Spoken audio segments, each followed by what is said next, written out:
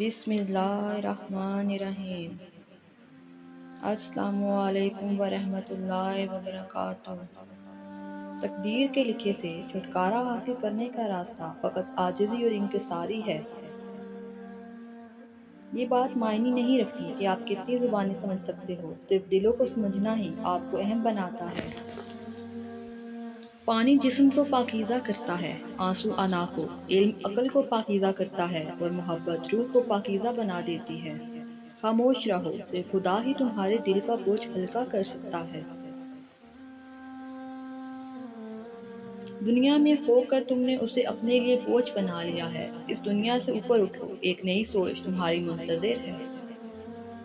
نیکی اور بدی کے تصور سے نکل کر اگلے مقام تک آ جاؤ، میں تمہیں وہیں ملوں گا۔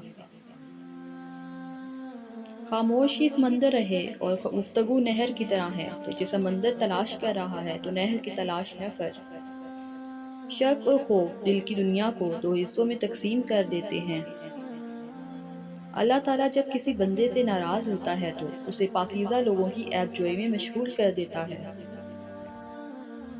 اپنی روح کا سودا کسی بھی چیز کے ساتھ مت کرو، یہ واحد چیز ہے جو تم اس دنیا میں لے کر آئے ہو اور صرف اسے ہی واپس لے کر جاؤ گے۔